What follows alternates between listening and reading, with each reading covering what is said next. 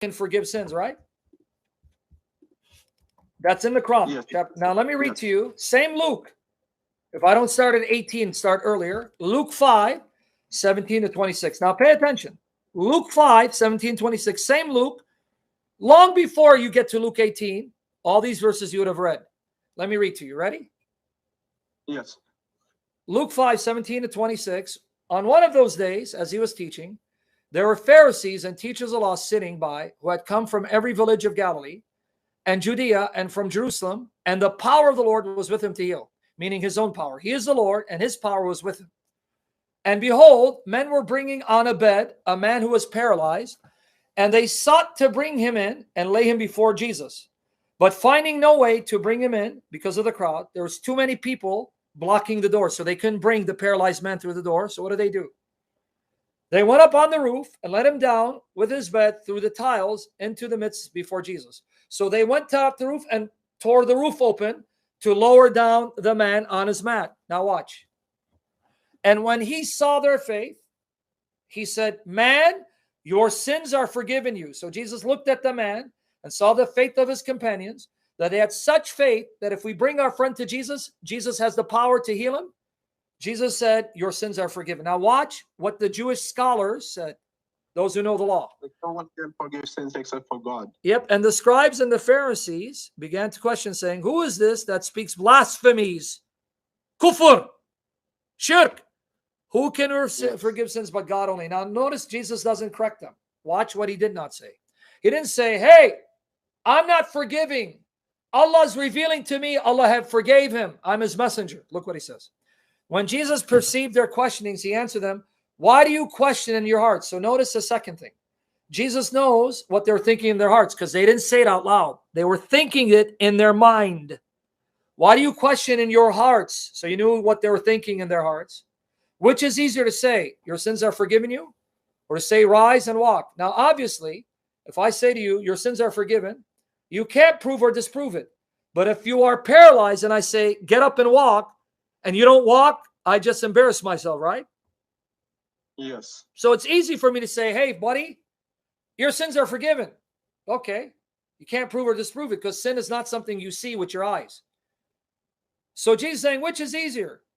Your sins are forgiven or rise and walk? Obviously, if I say to this man, "Rise and walk," and he doesn't walk, I expose myself as a liar. But now, Yes. to prove to you, I have the power to do the thing you can't see with your eyes, forgive sins. I'm not going to heal this man physically, something you'll see with your eyes. And this miracle should convince you I have the power to do the unseen, forgive sins. So now watch. Look what he says. Which is easier, right? To say to the man, "Your sins are forgiven you," or "Rise and walk." But that you may know that the Son of Man has authority on earth to forgive sins. You see what he did not say? Allah revealed to me by wahi. Allah forgave him. I'm not doing it. No, no, no. So you may know that I, the Son of Man, have this power to forgive sins. I'm going to do this miracle.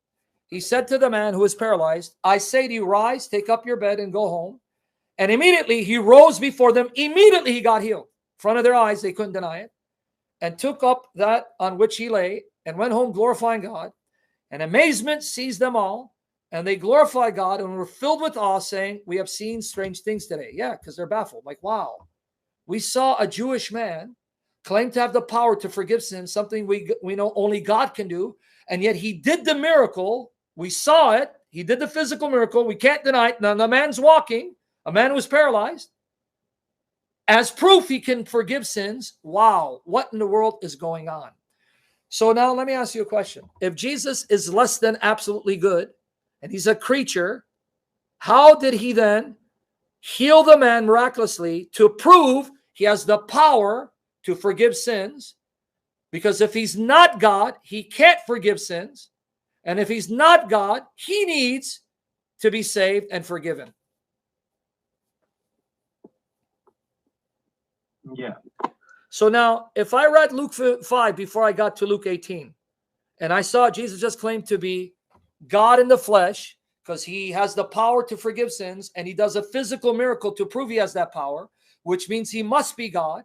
And if he's God, he's absolutely good. Do you really think that when I get to Luke 18, I'm going to assume that Jesus is saying, look, I'm not good because I'm not God?